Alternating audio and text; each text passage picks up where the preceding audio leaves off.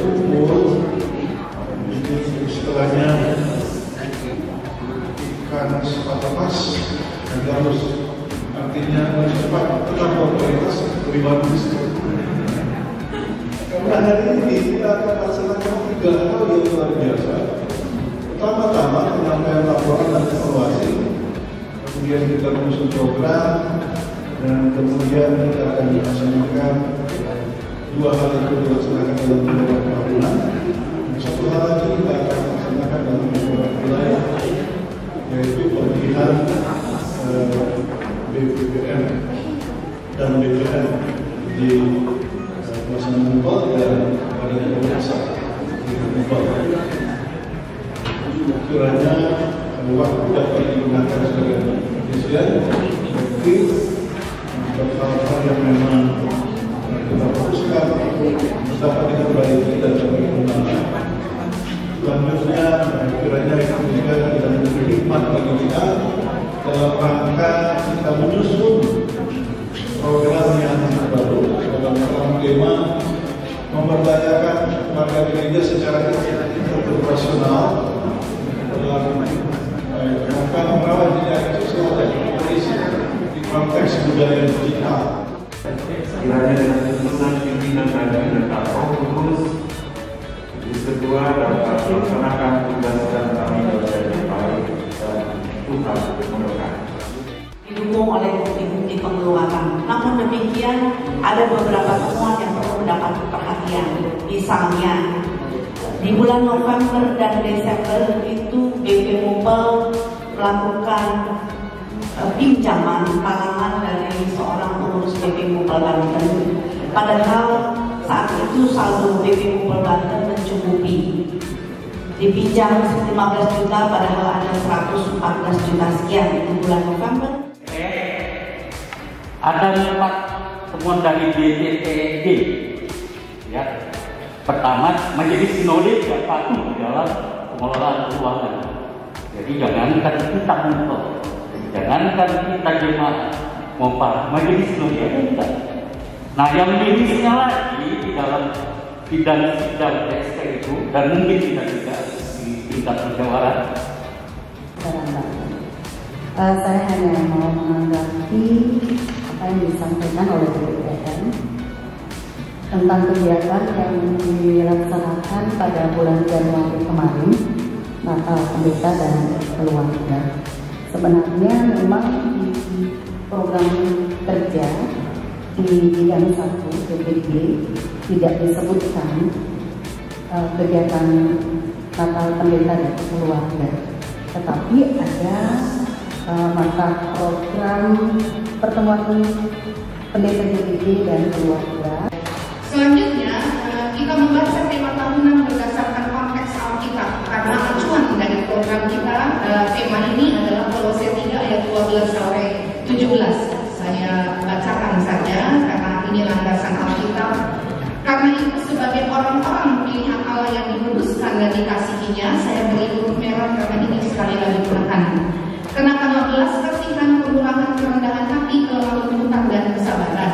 Sabarlah kamu seorang terhadap yang lain dan ampunilah seorang akan yang lain.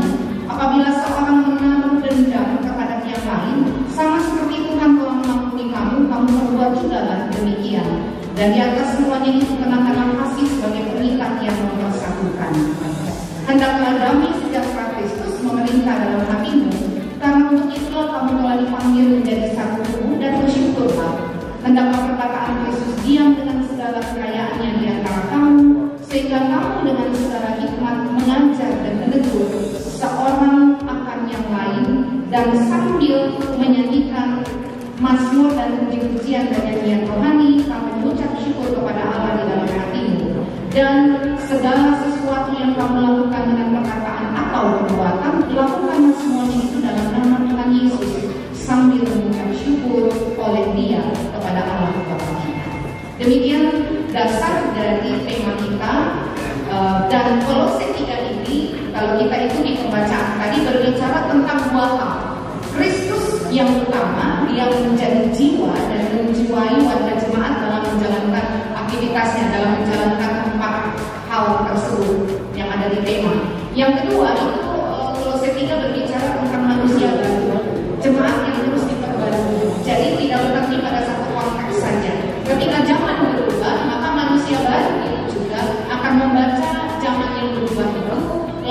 kemudian melakukan hal-hal yang tentu saja berjalan dalam koridor Allah di konteks yang berubah tersebut.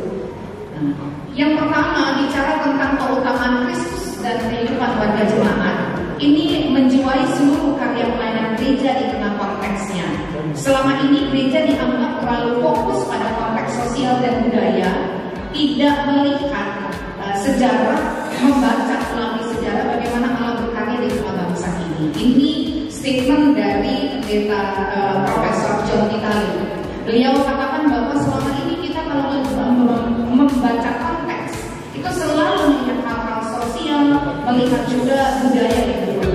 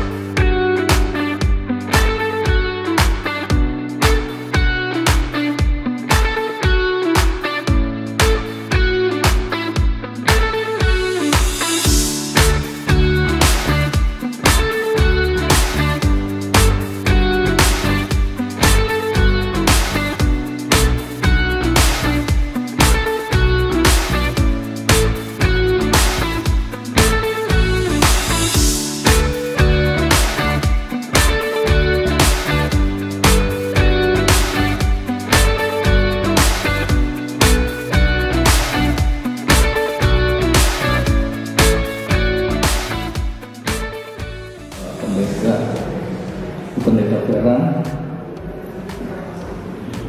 Ada lagi, Bapak Ibu, satu lagi. Kalau tidak ada tim Christian Center dan nama-namanya juga sudah disampaikan dan mereka siap.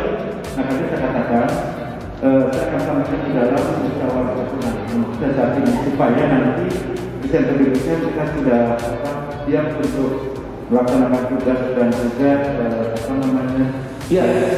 yang berhak untuk dipilih dan memilih adalah mereka yang diutus oleh majelis jemaat. Tadi dengan surat tugas, surat mandat. Nah, tadi ada yang sudah diberi DPR dan DPR, tapi tidak masuk dalam surat tugas. Kalau saran saya kembalikan kepada KMI, kepada ketua jemaat masing-masing. Ya, gitu ya barangkali. Nanti sudah tidak ada salah paham. Kalau kami Bapak Ibu saya usulkan melalui kedua, langsung saja kita masuk proses dalam pemilihan. Ya, setuju? Oh ya, setuju sangat. Oh ya, saya langsung ke Bapak ya Pak ya. Sudah setuju ya Pak ya, Bapak Ibu.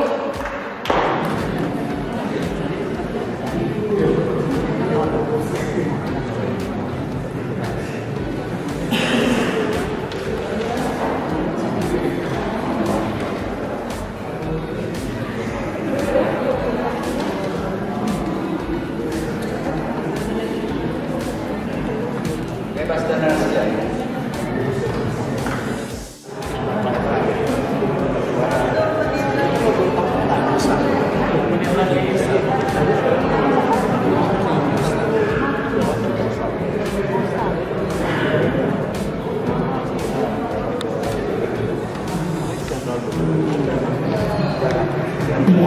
Ini kertas suara yang terakhir yang kami tunggu.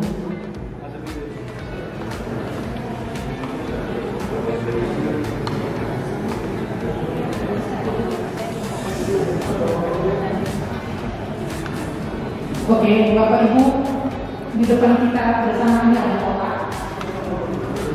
Kita pastikan isinya harus 13 lembar. Kita hitung dulu bersama-sama.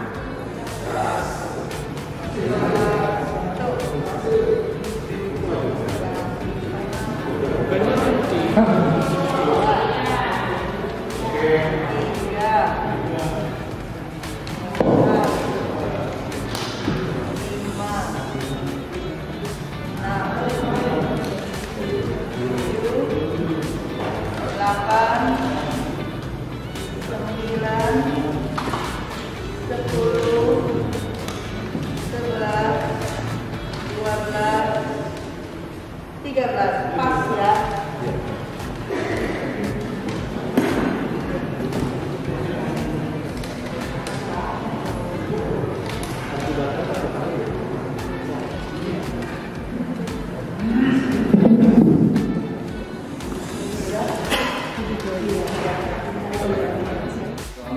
Penatua Stephen Tunas, Ketua 5 Penatua Roberto Toumahu,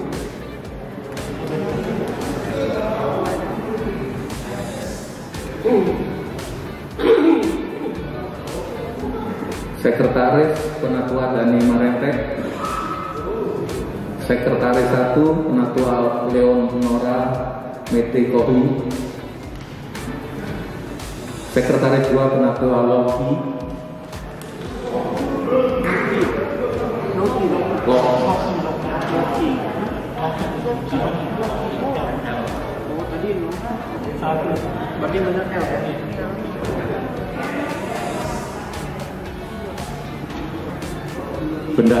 Bendahara Penatua Maurice Jojo.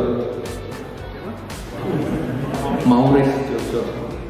Kami mengucapkan terima kasih kepada ibu sekalian yang sudah mempercayakan kami sebagai majelis ketua dalam musyawarah tahunan dan musyawarah wilayah PBB Banten 2023. Dan karena telah selesai, maka Paulus ini dan tugas yang dipercayakan kami kembalikan.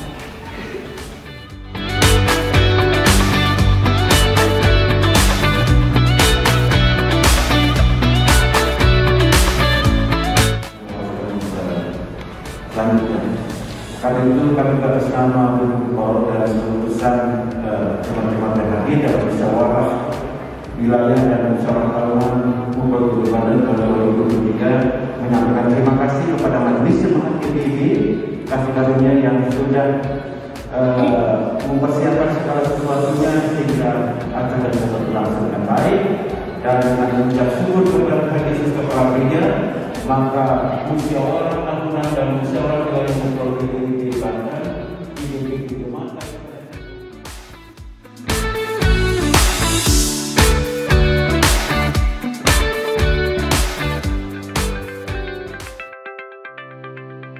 Saya Penatua Togap Sijabat sebagai Ketua 1 di Jemaat GPIB Kasih Karunia.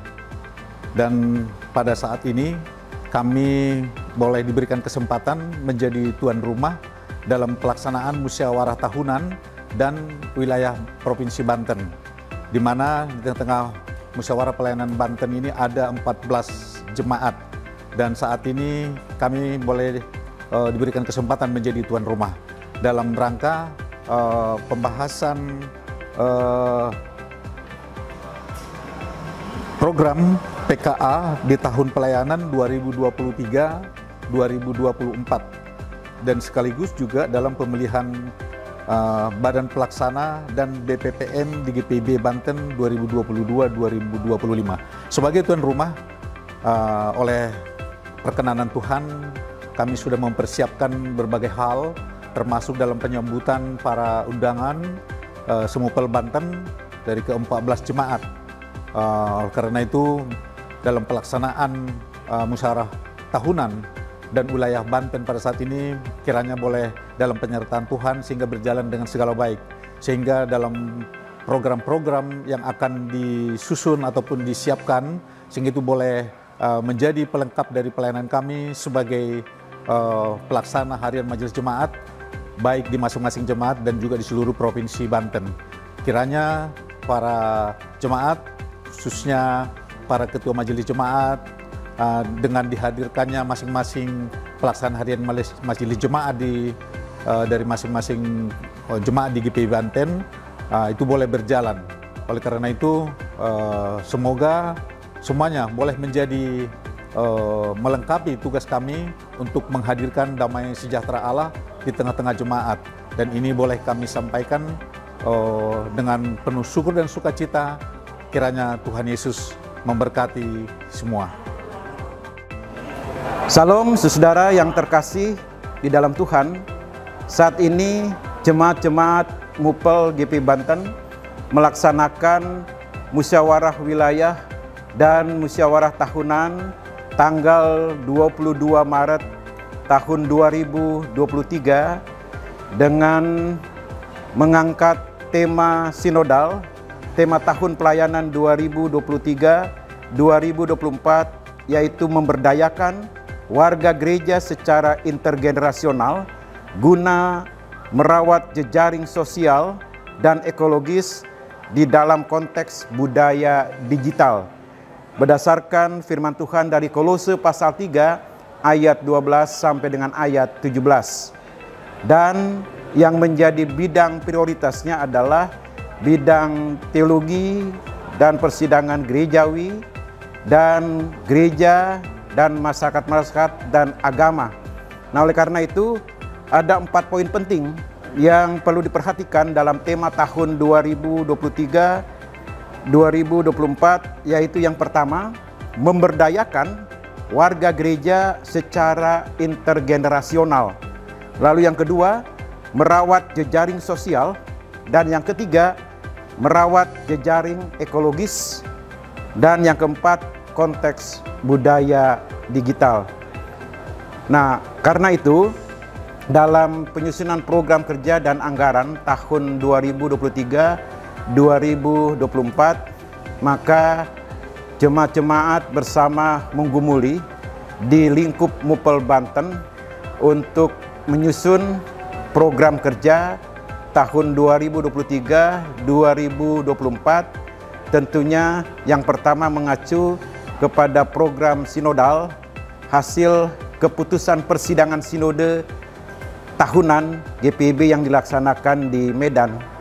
Selanjutnya, jemaat-jemaat melalui musyawarah pelayanan GPIB Banten menyusun program kerja dan anggaran 2023-2024 sesuai dengan bidang kegiatan yang jemaat-jemaat MUPEL GPI Banten menyusun program kerja berdasarkan 6 bidang kegiatan. Yang pertama, bidang teologi dan persidangan gerejawi. Yang kedua, bidang pelayanan dan kesaksian. Yang ketiga, bidang gereja, masyarakat, dan agama-agama. Lalu yang keempat, bidang pengembangan pembinaan sumber daya insani dan peningkatan peranan keluarga. Lalu bidang yang kelima, pembangunan ekonomi gereja.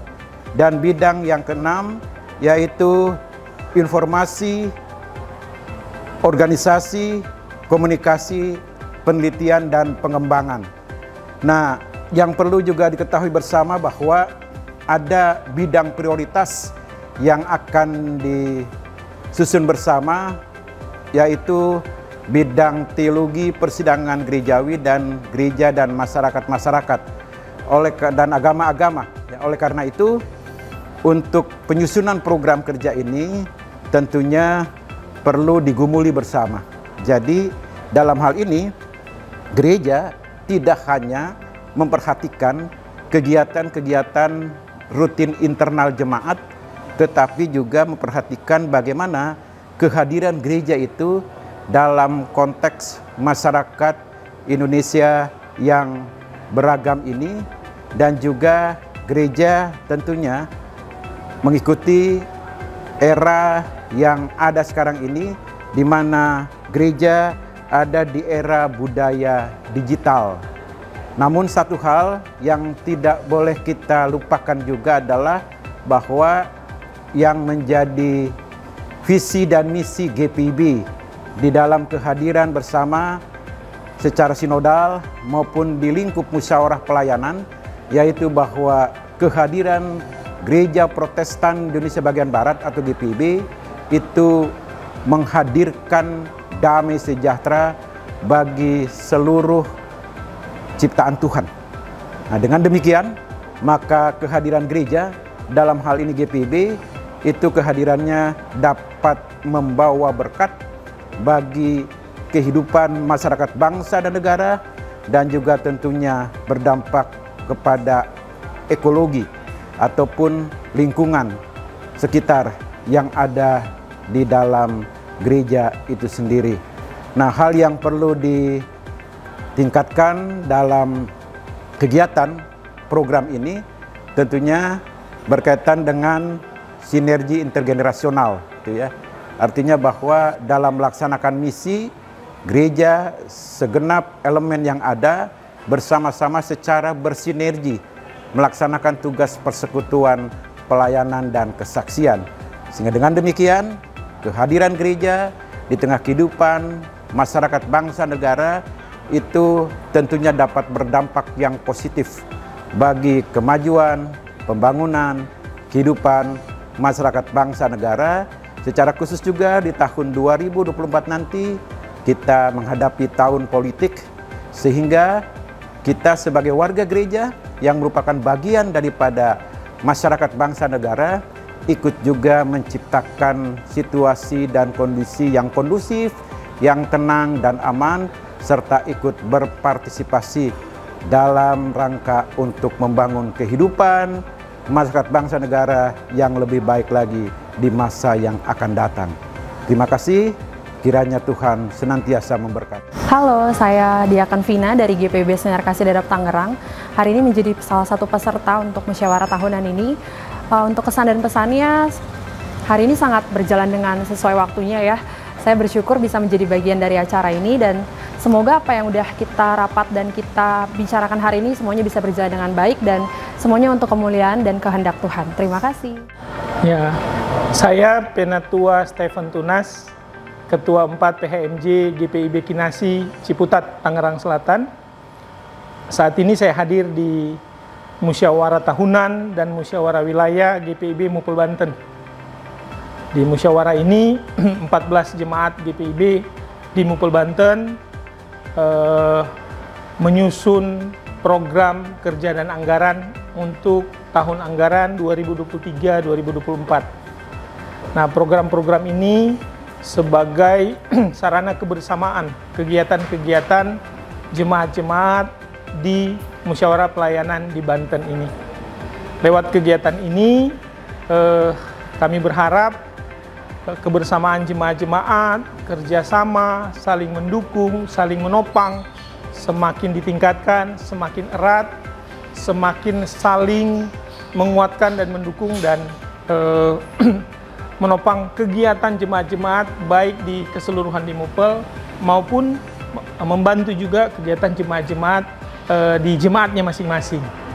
Setelah itu kami juga akan musyawarah wilayah. Di situ akan ada perelevansian peraturan pelaksanaan Mupel di revisi jadi yang terbaru sesuai tata gereja GPIB yang baru 2021. Lalu agenda berikutnya adalah pemilihan badan pelaksanaan Mupel yang baru periode 2023-2025 nantinya. Ya, kemudian badan pemeriksa perbendaharaan Mupel juga akan dipilih di rangkaian kegiatan ini. Kira-kira itu, semoga bisa berlangsung dari awal sampai nanti akhirnya dengan baik dan memberi manfaat bagi pelayanan, persekutuan dan kesaksian jemaat-jemaat GPIB di musyawarah pelayanan di Banten ini. Itu saja dari saya. Terima kasih. Tuhan Yesus.